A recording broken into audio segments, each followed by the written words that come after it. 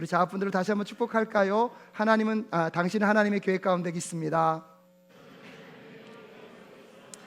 아멘이십니까? 세상의 수많은 이야기들이 나의 원함과 뜻대로 되지 않을 수도 있습니다. 내가 기대하지 않는 상황이 오늘 우리에게 펼쳐진다 할지라도 기억하십시오. 여러분의 삶은 누구의 계획에 있습니까? 하나님의 계획에 있는 줄로 믿습니다. 오늘 설교 내용 중에 제가 여러 번 반복했던 내용들이 여러분 반복되고 있더라도 용서해 주셨으면 좋겠습니다. 또 처음 설교를 듣는 분도 있기 때문에 오늘 이 말씀을 통하여서 다시 우리에게 말씀하시는 하나님 앞에 정직하게 서는 저와 여러분이 될 수 있었으면 좋겠습니다. 고맙습니다. 제가 졸업한 학교 중에 의미 있는 학교는요, 아버지 학교입니다. 덴버에서 아버지 학교를 통해 아버지와의 관계가 회복이 되면서 하나님과 더 깊고 친밀한 관계로 들어갈 수 있었습니다. 아버지 학교를 할 때에 첫째 날 숙제가요, 아버지에게 편지를 쓰는 것입니다. 그때 편지를 쓰면서 저의 과거로 돌아가서 아버지와 함께 나누었던 대화, 아버지와 함께 했던 일들을 생각할 때에 성령님이 저의 마음을 만져주셨던 것 같습니다. 참 많이 울면서 편지를 썼던 기억이 있습니다. 한 가정의 권위자와의 관계가 중요한 이유는 그 권위자는 하나님 아버지를 보는 창문이 될 수 있다는 것을 기억하셨으면 좋겠습니다. 아버지와의 관계가 회복된 후에 그렇게 무섭고 준엄하게 느껴졌던 하나님이 친구처럼 다정하고 따뜻하게 느껴졌던 경험이 저에게는 있었습니다. 정서적으로 건강한 영성에 대한 이야기를 다루면서 오늘은 우리의 과거와 연결하여 영적 생활에 영향을 미치는 부분들을 함께 살펴볼 수 있었으면 좋겠습니다. 나의 과거를 가족들 안에서 생각한다는 것이 누구에게는 좀 힘겹고 피하고 싶은 이야기일 수도 있습니다. 그래서 마음이 불편해지는 분이 있을 수도 있지만 오늘 내가 있기까지 가장 많은 영향을 받은 곳이 가족이기 때문에 그 영향력은 긍정적인 것들도 있지만 부정적인 것들도 자리할 수 있기 때문에 우리의 가족의 이야기를 통하여서 오늘 내가 어떠한 삶의 모습으로 나아가고 있는지를 함께 좀 살펴보는 시간이 될 수 있었으면 좋겠습니다. 가족의 상황과 형편에 따라 다양한 편차가 있을 수는 있습니다. 누군가에게는 부정적인 영향이 더 클 수도 있고 긍정적인 영향이 더 클 수도 있습니다. 하지만 분명한 건 무엇입니까? 여러분, 부정적인 영향을 주지 않는 가족은 존재하지 않는다는 것입니다. 왜냐하면 이 세상이요, 무엇으로 깨어져 있습니까? 죄로 깨어져 있기 때문입니다. 출애굽기 20장 5절부터 6절까지의 말씀을 함께 읽겠습니다. 시작. 너희는 그것들에게 출애굽기 20장 5절부터 6절 함께 읽겠습니다. 시작. 너희는 그것들에게 절하거나 그것들을 섬기지 못한다. 나 주 너희의 하나님은 질투하는 하나님이다. 나를 미워하는 사람에게는 그 죄값으로 본인뿐만 아니라 3, 4대 자손에까지 벌을 내린다. 그러나 나를 사랑하고 나의 계명을 지키는 사람에게는 수천 대 자손에 이르기까지 한결같은 사랑을 베푼다. 하나님이 이스라엘 민족들에게 십계명을 주시면서 그 계명대로 살지 않게 됐을 때에 너희들이 죄를 지으면 그 죄가요 몇 대까지 벌을 내린다고요? 3, 4대까지. 여러분, 하지만 하나님의 은혜는요 벌에 있는 것이 아니라 축복에 있는 줄로 믿습니다. 벌과 관계돼서는 3, 4대에 이르지만 하나님의 은혜와 사랑은, 한결같은 사랑은 몇 대까지 이른다고요? 수천 대에 이른다고 이야기하고 있습니다. 그럼에도 불구하고 여러분, 죄에 대한 것이 한 대에 머무는 것이 아니라 몇 대까지 연결되고 있습니까? 3, 4대로 연결되고 있습니다. 출애굽기 34장 7절에서는 이렇게 말합니다. 함께 읽겠습니다. 시작. 수천 대에 이르기까지 한결같은 사랑을 베풀며 앗과 허물과 죄를 용서하는 하나님이다. 그러나 나는 죄를 벌하지 않은 채 그냥 넘기지는 아니한다. 아버지가 죄를 지으면 본인에게뿐만 아니라 3, 4대 자손에게까지 벌을 내린다 하셨습니다. 한 사람의 악행을 자손 3, 4대까지 보응하신다는 것입니다. 일전에 어떤 집사님들께서 저에게 물은 적이 있습니다. 목사님, 연좌제가 없어진 지가 언제인데 이것은 죄에 대한 연좌제입니까? 죄에 대한 대물림을 말하고 있는 것이 아닙니다. 일전에 한국교회에서 잘못 소개되었던 가게에 흐르는 저주를 끊어라 라는 그 잘못된 해석을 갖고 이야기하려는 것이 아닙니다. 그래서 마치 오늘의 나의 죄가 조상 탓인 것처럼 말하는 것은 잘못되었습니다. 사랑하는 여러분, 우리 각자의 죄는요, 하나님 앞에서 각자 은혜의 보좌 앞으로 나아갈 때만 해결될 수 있는 줄로 믿습니다. 내가 짓는 죄는요, 그 어떤 것으로도 핑계할 수 없습니다. 놀라운 것은 오늘도 우리가 그 예수 그리스도가 나의 죄의 문제를 해결하였음을 믿고 십자가의 보좌 앞으로 나아가게 될 때에 어떠한 주홍같이 붉은 죄도 흰 눈과 같이 희게 하시는 하나님의 은혜가 여러분과 함께하고 있는 줄로 믿습니다. 하지만 여러분, 죄의 문제는 용서받았지만 오늘 성경은 우리에게 분명히 경고하고 있습니다. 죄에 대한 값은 몇 대까지 간다고요? 3, 4대까지 간다는 것입니다. 사무엘하 12장 10절에 보면 이런 말씀이 있습니다. 함께 읽겠습니다.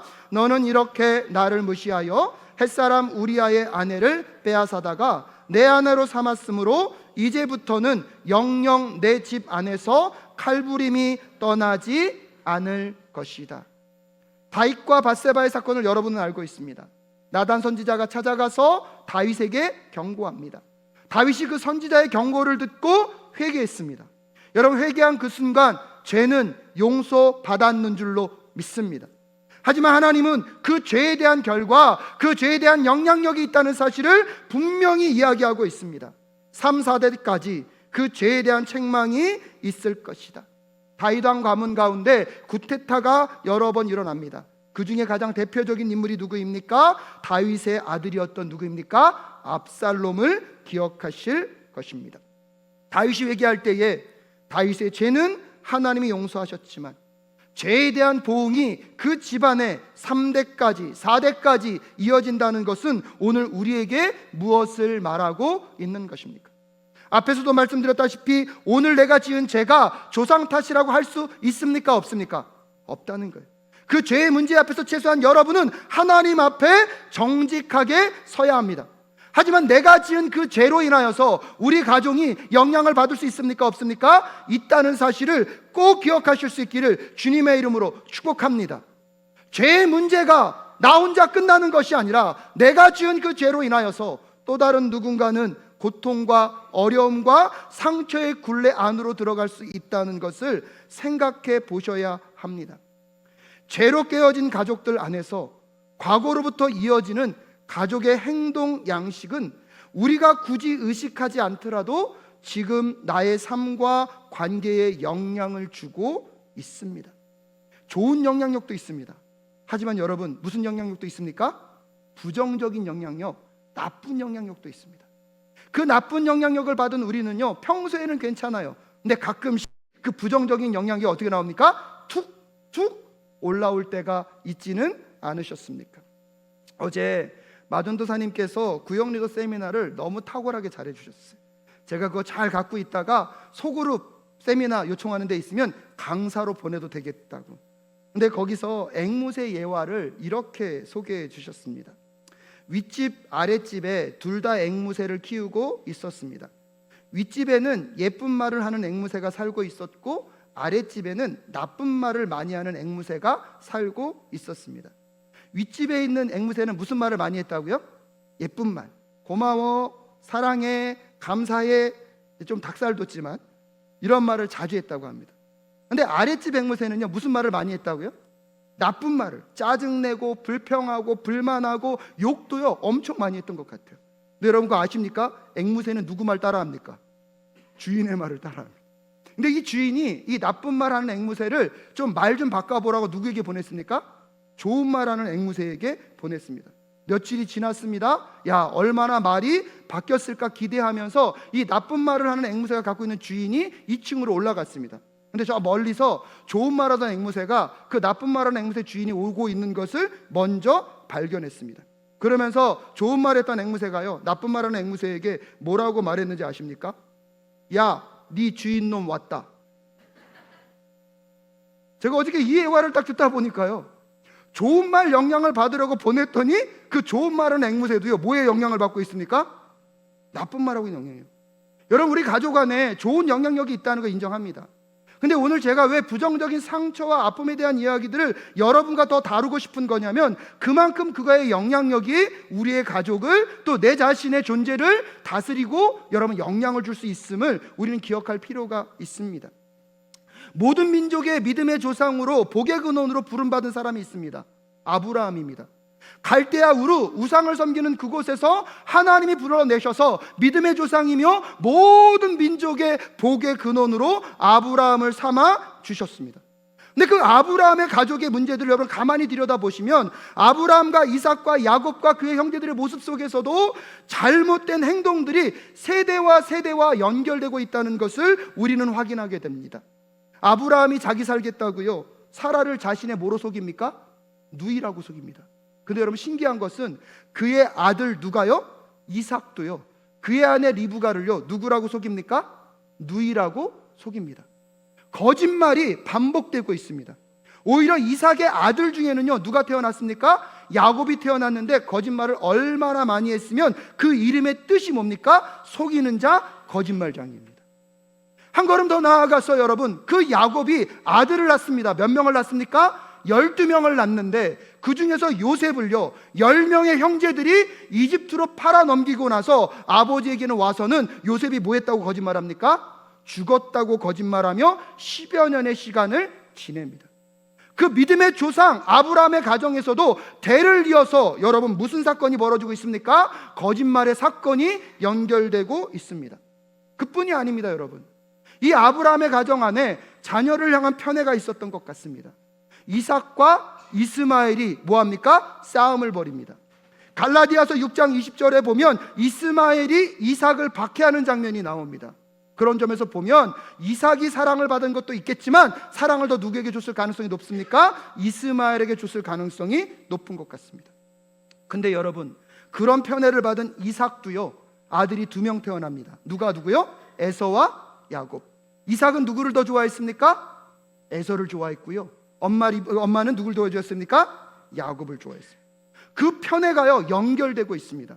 야곱은요, 그 아버지의 편애를 받았음에도 불구하고 10명의 자녀가 태어났을 때 나의 참아들, 나의 진짜 아들은 누구라고요? 요셉이라고.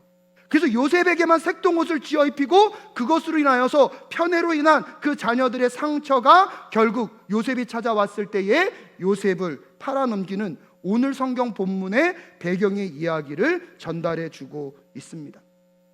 사랑하는 여러분, 우리는요, 예수 그리스도의 십자가의 구속의 은혜로 구원을 받은 하나님의 가족인 줄로 믿습니다.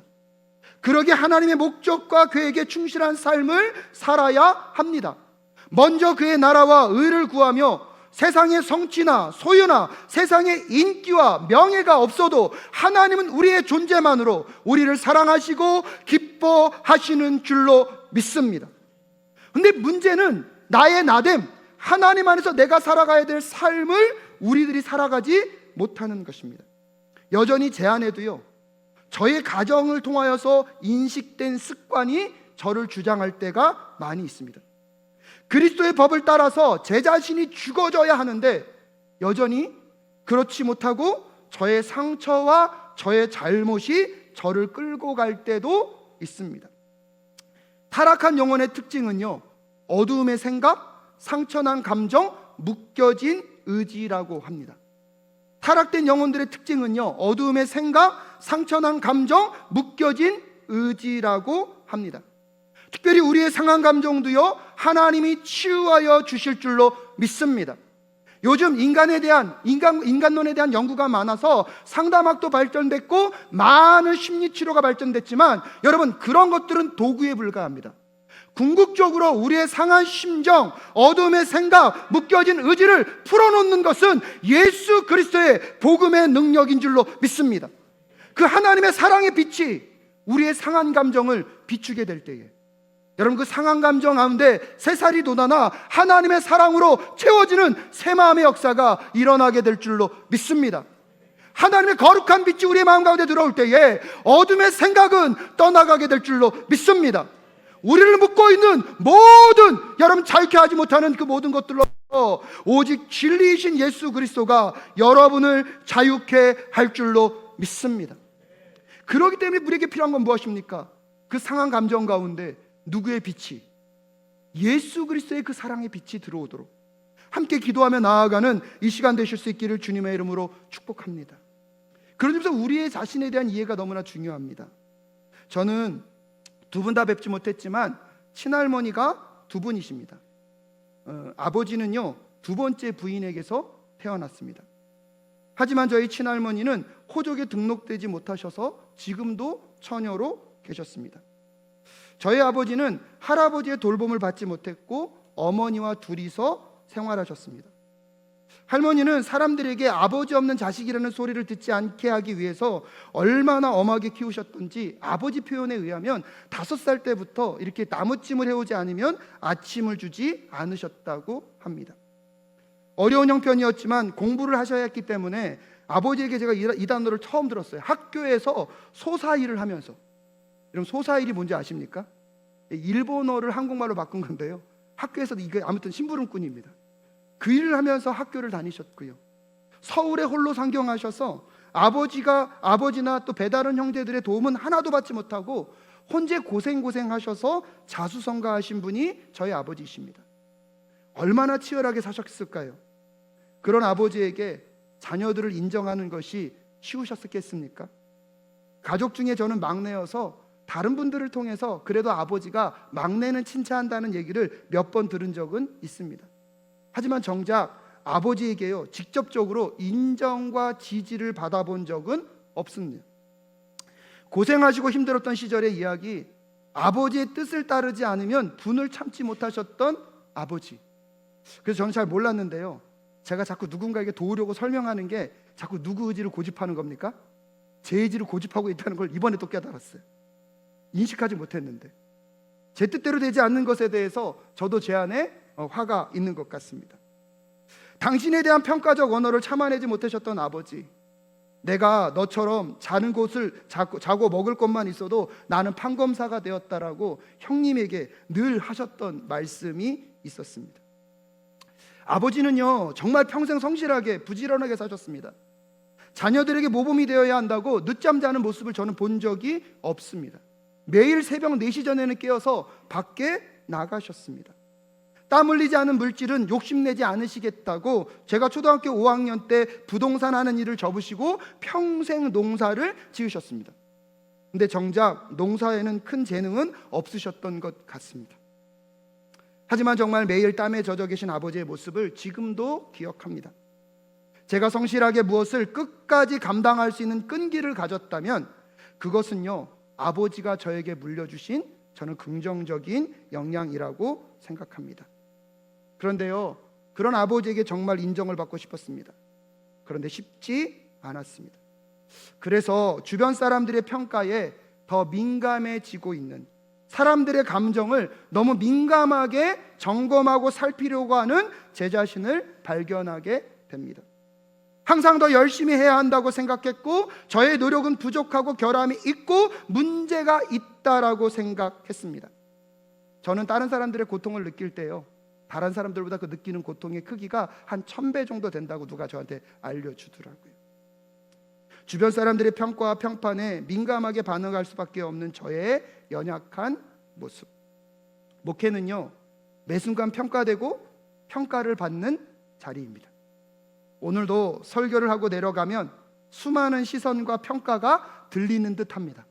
여러분들이 그렇다는 게 아니라 누구 내면에서요, 제 안에서 안 그런 척 하는 것 뿐입니다. 그래서 가끔씩 저희 아내가 제가 막 힘들 때 저한테 설교에 대한 한마디 했다가 그때는 전쟁이 벌어질 수도 있습니다. 여러분, 이번 기회에 여러분도 한번 여러분의 가계도를 한번 그려보시면 어떻겠습니까? 제가 할아버지부터 저희 가계도의 근료를 그려보다 보니까 할아버지 이야기가 사라져버렸어요. 그러니까 아버지가 저한테요, 할아버지 얘기를 해준 적이 없어요. 그 정도로 우리의 가계도는 거기서 끊어져 있더라고요. 상처와 고통이 없는 가족은 없습니다. 온전한 가정과 완벽한 부모 밑에서 자라는 사람도 없습니다. 근데 여러분, 이건 꼭 기억해 주셨으면 좋겠습니다. 대부분의 부모님들은요, 자신들이 가진 것으로 최선을 다할 뿐입니다. 그분들이 비난과 거부 같은 상처를 혹시 여러분에게 주고 있다면 그것은 여러분을 사랑하지 않아서가 아니라 그분들도 상처가 있는 부모님께 영향을 받았고 그것이 그분들이 가지고 있는 전부이기 때문임을 꼭 기억하실 수 있기를 부탁드립니다. 생각해보면 아버지도 저에게 인정하는 말을 하여 주실 수 없었던 것은 그분도요, 아버지에게 한 번도 그런 말을 들어보지 못하셨기 때문이 아니었을까 지금 또 생각합니다.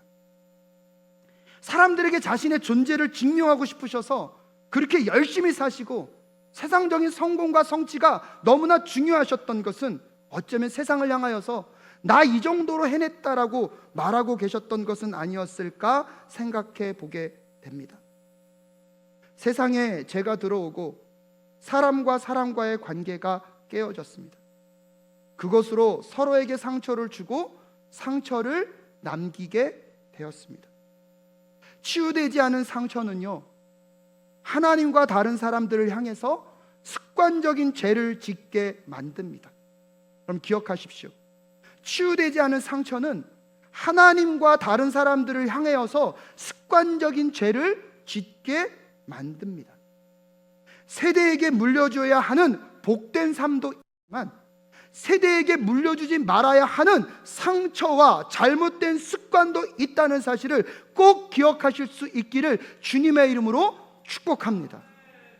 왜냐하면 죄에 대한 문제는 한 대에 머무는 것이 아니라 몇 대까지 간다고요? 3대와 4대까지.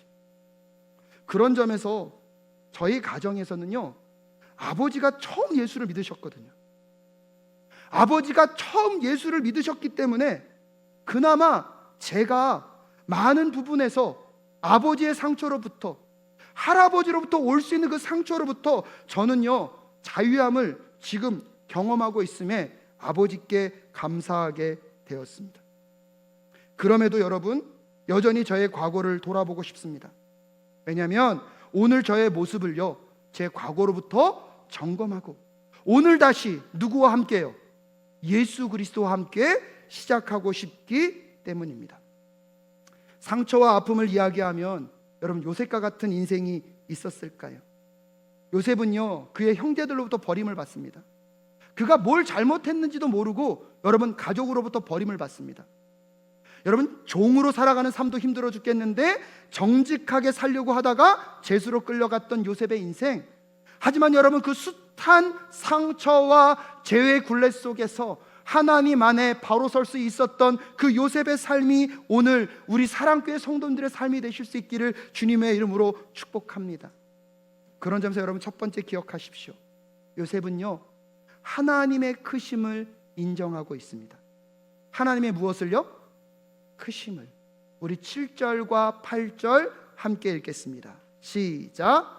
하나님이 나를 형님들보다 앞서서 보내신 것은 하나님이 크나큰 구원을 베푸셔서 형님들의 목숨을 지켜주시려는 것이고 또 형님들의 자손을 이 세상에 살아남게 하시려는 것입니다. 그러므로 실제로 나를 이리로 보낸 것은 형님들이 아니라 하나님이십니다. 하나님이 나를 이리로 보내셔서 바로의 아버지가 되게 하시고 바로의 온 집안의 최고의 어른이 되게 하시고 이집트 온 땅의 통치자로 세우신 것입니다. 할렐루야. 요셉은요, 자신의 고난과 억울함이 다 이해되지는 않았을 거예요. 왜 나는 이렇게 살아야 되나? 다 이해되지는 않았을 거예요. 근데 그 아픔과 고통의 순간 가운데 누구의 크심을 이해하고 받아들이고 있습니까? 하나님의 크심을 받아들이고 있습니다. 아브라함 때부터 요셉에 오기까지 그 가족 안에 대물림되고 있는 게 있었습니다. 그게 뭔지 아십니까? 거짓말입니다. 한 번만 거짓말하면 요셉의 삶도요, 편할 수 있었어요. 보디발의 아내가 나와 함께 동침하다고 했을 때 한 번만 거짓말하면 여러분, 편할 수 있었어요. 근데 창세기 39장 9절에 보면 하나님의 크심을 받아들인 요셉은 이렇게 고백합니다. 함께 읽겠습니다. 시작. 이 집 안에서는 나의 위에는 아무도 없습니다. 나의 주인께서 나의 마음대로 하지 못하게 한 것은 한 가지뿐입니다. 그것은 마님입니다. 마님은 주인 어른의 부인이시기 때문입니다. 그런데 내가 어찌 이런 나쁜 일을 저질러서 하나님을 거역하는 죄를 지을 수 있겠습니까? 요셉은 크신 하나님을 인정하며 살았기에 비록 어둡고 힘겨운 인생길을 걸어감에도 불구하고 거짓으로 그의 삶을 피해가려고 하고 있지 않습니다. 하나님의 인도하심을 확신하였기 때문에 오늘도 그의 크심을 그의 인생의 삶 속에 받아들이고 있는 그 은혜가 오늘 우리 사랑교회 모든 성도님들에게 임할 수 있기를 간절히 소원합니다. 한 걸음 더 나아가 이 요셉은요, 그의 인생의 아픔과 슬픔도요 피해가지 않았습니다. 오늘 본문 4절과 5절을 함께 읽겠습니다. 시작. 이리로 가까이 오십시오 하고 요셉이 형제들에게 말하니 그제야 그들이 요셉 앞으로 다가왔다. 내가 형님들이 이집트로 팔아넘긴 그 아우입니다. 그러나 이제는 걱정하지 마십시오. 자책하지도 마십시오. 형님들이 나를 이곳에 팔아넘기긴 하였습니다만 그것은 하나님이 형님들보다 앞서서 나를 여기에 보내셔서 우리의 목숨을 살려주시려고 그렇게 하신 것입니다. 사랑하는 여러분, 오늘 요셉이요 그의 형제들을 누구께 가까이 오라고 하고 있습니까? 자기에게 가까이 오라고 하고 있습니다. 그 형제들이 가까이 올 때 요셉의 심령은 어땠을까요? 그들로부터 버림받았던 상처, 그들로 인해서 심한 시간을 고생하고 힘겨웠던 지난 시간이 주마등처럼 지나가지 않았을까요? 그런데 요셉은요 그것을 직면하는 것을 피해가지 않습니다.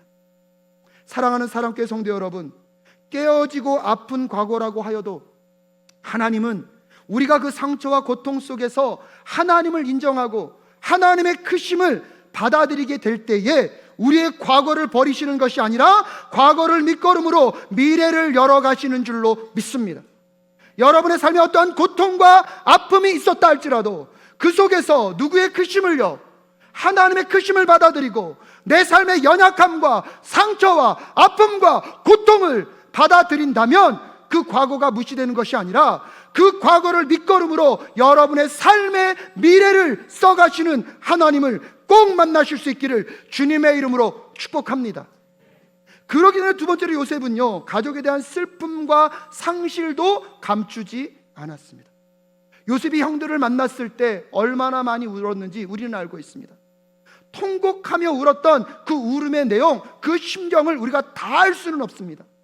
하지만 여러분, 그 감정을 요셉은 없는 것처럼 여기지 않고 직면하며 울었다는 것입니다. 지난 시간의 모든 고통과 아픔, 축소한 것이나 자기 스스로 합리하지 않고 직면하며 그 앞에 서게 될 때에 하나님의 크심이 다가오게 될 때에 비로소 이 요셉이요 누구를 용서할 수 있게 됩니까? 형들을 용서할 수 있게 됩니다. 형제들을 만나 눈물을 흘렸던 요셉의 모습을 통하여서 오늘 우리에게 그런 은혜가 있을 수 있었으면 좋겠습니다. 여러분에게 있는 상처와 아픔 피하지 마시고 한 번은 직면해 보는 이번 주 되실 수 있기를 주님의 이름으로 축복합니다. 그 속에서 하나님의 크심을 인정하게 될 때 여러분 과거의 그 아픔과 슬픔은 여러분의 미래로 나아가는 밑거름으로 하나님이 반드시 만드실 줄로 믿습니다. 저희 아버지가 돌아가시기 전에 그래도 이렇게 말씀해 주셨어요. 우리 아이들처럼 착한 아이들이 없지. 평생 수고와 고생만 하셨는데 자녀들에게 인정받지 못한다는 것을 너무나 억울해 하셨습니다. 나는 죽도록 고생만 했는데 내가 뭐 그렇게 잘못했냐. 그런데 그런 아버지가 예수님 안에서 그래도 우리 아이들처럼 착한 아이들은 없지. 나는 평생 너의 엄마만 보고 살았다. 저는요 이게 너무 당연하게 느껴졌거든요.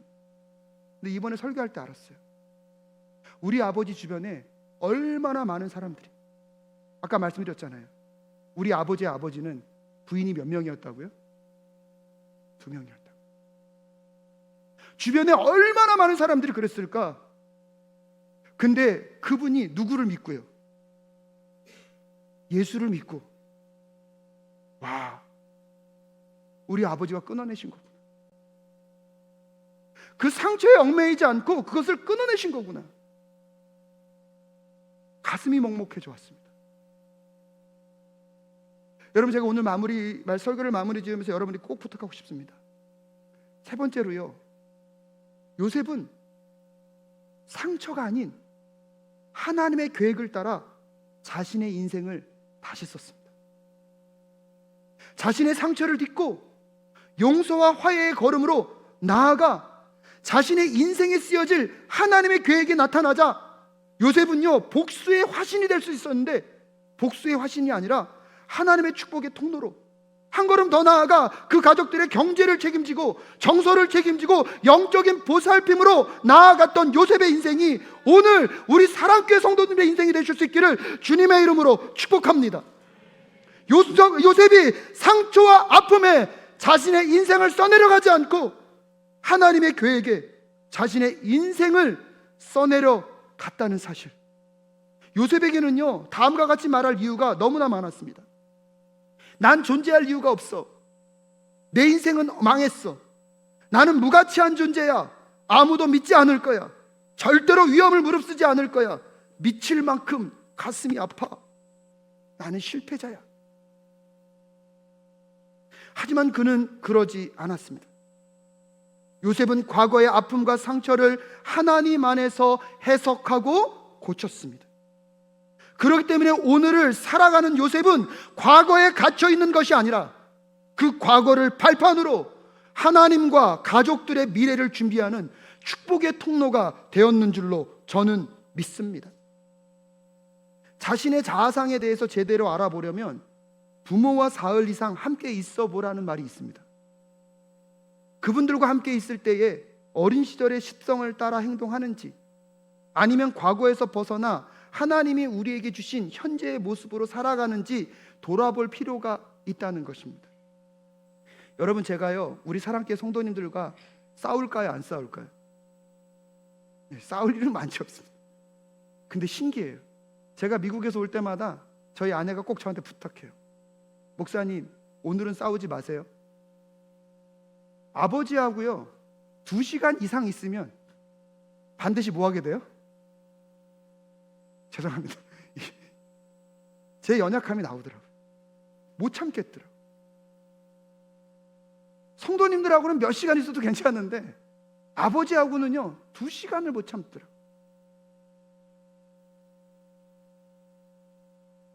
가족들 안에서 죄된 습관으로 반복되었던 파괴적 영향력은 어마어마한 힘으로 우리를 과거로 끌어당기고 있습니다. 우리의 신앙생활도, 우리의 믿음 생활도. 근데 여러분, 우리는 그 과거로부터 자유함을 맛봐야 할 줄로 믿습니다.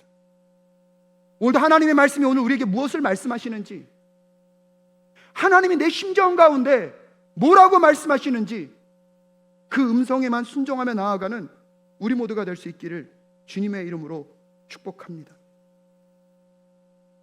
과거에 매여있는 신앙생활이 아니라 오늘 나에게 비추어 주시는 예수의 사랑으로 상한 감정의 치유가 온전히 임하여 예수님의 사랑으로 가득 채워지시는 우리 사랑교회 성도님들 되실 수 있기를 주님의 이름으로 축복합니다. 그런 점에서 예배소서 4장 22절부터 24절 말씀을 다시 한번 읽겠습니다. 시작. 여러분은 지난날의 생활 방식대로 허망한 욕정을 따라 살다가 썩어 없어질 그 옛사람을 벗어버리고 마음의 영을 새롭게 하여 하나님의 형상을 따라 참 의로움과 참 거룩함으로 지으심을 받은 새 사람을 입으십시오. 꼭 이 말씀이 임하실 수 있기를 주님의 이름으로 축복합니다.